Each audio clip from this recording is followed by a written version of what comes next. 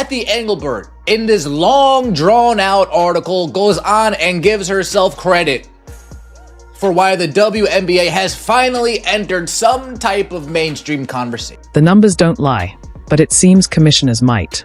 While Caitlin Clark and the Indiana Fever are single-handedly hauling the WNBA out of obscurity and into the spotlight, Commissioner Kathy Engelbert is busy taking victory laps, as if she were the one launching logo threes. The audacity is jaw-dropping.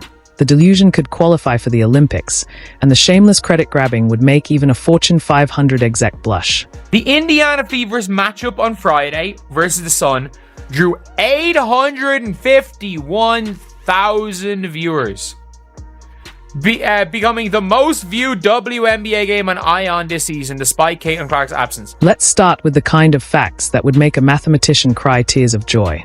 The Indiana Fever versus Chicago Sky showdown on May 17, 2025, pulled in an average of 2.7 million viewers on ABC. That's not just a statistic, it's a cultural earthquake that shook the television Richter scale coast to coast. At its peak, 3.1 million viewers. That makes it the most watched WNBA regular season game in a quarter century. 25 years. That's longer than some of these players have been alive. And yet, here comes Engelbert, strutting around like she just invented fire. Seems like the Indiana Fever are still having big numbers, according to ION, even when Caitlin Clark is off the floor. And honestly, it looks like the trajectory of the viewership for the WNBA in its entirety is starting to go in the right direction. We're about to get into it, but before we do that, y'all make sure y'all hit the thumbs up for you. But here's where things get juicier than a reality TV finale. This surge in viewership wasn't some cosmic alignment of league-wide brilliance. No, this was the Caitlin Clark show. Undeniable, unstoppable, and unmistakable. Of the 23 WNBA games that crossed the 1 million viewer mark last season, 21 of them featured Clark and the Indiana Fever. Let that marinate. 21 out of 23. That's not coincidence. That's a certified phenomenon with a name, an address, and a jersey number. 22. One who watches the WNBA can see that they do not want Caitlin Clark to succeed. They want the New York Liberty to be the team that is the face of the organization. Caitlin Clark is essentially getting blackballed in the WNBA. And she was a rookie. And it's infuriating. Right now, she's injured. If she's not playing, they're losing crazy amounts of money. And so it's crazy to me that the league itself and everyone involved at the higher ups would do these things to sabotage the Indiana. Meanwhile, Engelbert's out here giving interviews like she's the genius behind some masterful long-game business strategy.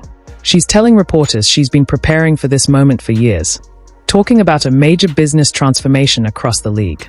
Business transformation? Please. The only real transformation happening is Caitlin Clark turning ghost town arenas into sold-out spectacles, while Engelbert stands on the sidelines with a clipboard, acting like she drew up the play. Confidence in a business model that's going to work and is sustainable, which is what I've been brought in to do. It's you see the benefits of that, the returns of that. And then you see, an athlete, a generational athlete like Caitlin. I analogize it to the Tiger Woods effect in golf. Yeah. And just her followership and then the rivalry she came in with against Angel Reese and LSU, Iowa. And now Paige Becker's coming in from UConn off her championship. So, but we had great players for for a couple decades, but now I think with social media, with NIL, with them having brands when they come in and followership, and just the quality of the game. I can't say enough about that too. If you're enjoying this, go ahead and subscribe, because the contrast here is almost comedic. While Caitlin Clark's preseason exhibition against Brazil at Iowa averaged 1.3 million viewers, a number only 2 NBA preseason games have hit since 2010. Most other WNBA games are drawing crowds that couldn't fill a high school gym in rural Iowa. But does Engelbert acknowledge this glaring disparity? Does she give credit where it's clearly due? Of course not. Instead, she's busy rambling about capital inflows and corporate partnerships, as if Fortune 500 companies suddenly woke up with a social conscience about women's sports. Spoiler alert, they didn't. They saw a marketing gold mine wearing number 22 and decided to cash in. These corporations aren't backing the WNBA's long-term business transformation. They are investing in the Caitlin Clark experience. They are buying stock in a once-in-a-generation talent who can sell out arenas and crash streaming platforms like she's pulling rabbits out of hats. The 2025 WNBA draft drives the point home.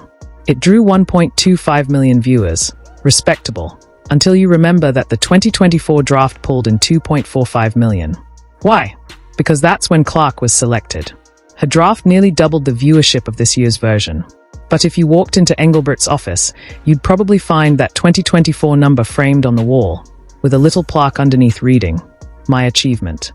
The face is who the people pick. It don't matter what stats or what you talking about. Most watched games since Caitlin Clark has entered the league.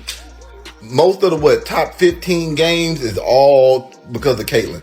All because of Caitlin. That's how you know who's the face. Who sells the most? Who jersey sells the most? Who is people talking about the most? That's how you find out who the face is, not who got the best numbers. That doesn't mean anything. When one person plays and ticket prices shoot up, and then when they don't play, ticket prices plummet, Let's talk about those attendance numbers that have Engelbert beating her chest like a silverback gorilla who just discovered fire. Opening weekend of the 2025 season saw 89% of arenas near full capacity, with an average crowd of 8,487 across 8 games, a 36.7% jump from last year. Sounds impressive, right? Until you look closer, that Fever Sky game, the crown jewel. The rest? Just padding the stats like a resume that lists proficient in Microsoft Word as a technical skill. The Golden State Valkyries debut? Sure, they sold out Chase Center with 18,064 fans. But let's be real, that was debut fever, not sustained interest. Give it a few games without Clark on the opposing roster and you'll see crowd numbers that make funeral homes look like Taylor Swift tour stops. And of course, Engelbert will likely take credit for that too, like her genius-level business strategy personally convinced 18,000 people to buy tickets. What's truly maddening is how she stands by while the very player fueling this meteoric rise is left to fend for herself. Caitlin Clark gets flattened by flagrant fouls from Angel Reese, endures online abuse, and shoulders the weight of the league's marketing on her back.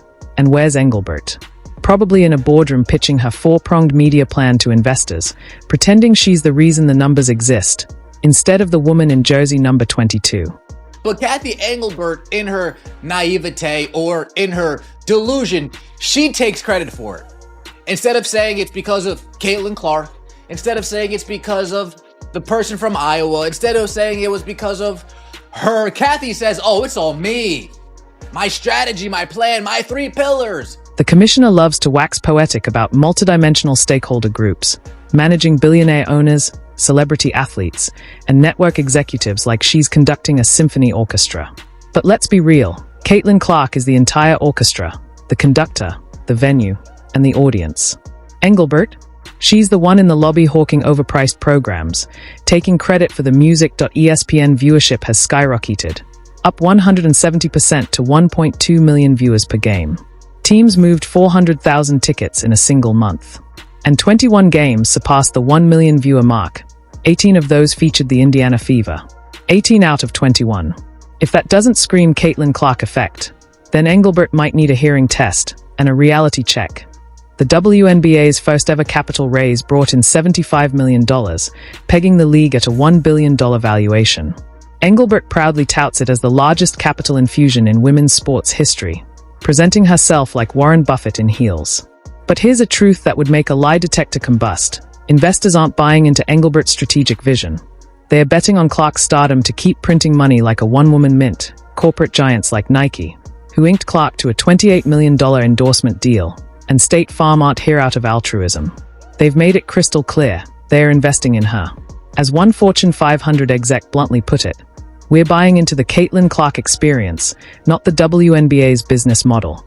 I told you a rookie could generate nearly $1 billion for an entire sports league. The answer? Caitlin Clark herself. Caitlin isn't just playing basketball. She's transforming the WNBA. In 2025 alone, she's projected to contribute nearly $1 billion to the league's economy, accounting for over a quarter of its total activity. The Indiana Fever's attendance has actually skyrocketed to an average of just over 17,000 fans per game, which is actually more than the average of the Indiana Pacers. Anytime Caitlin Clark is on TV, it's an absolute media sensation. Just one of her preseason games drew more than 1.3 million viewers. Merchandise sales have surged by 243%, and she just signed a $28 million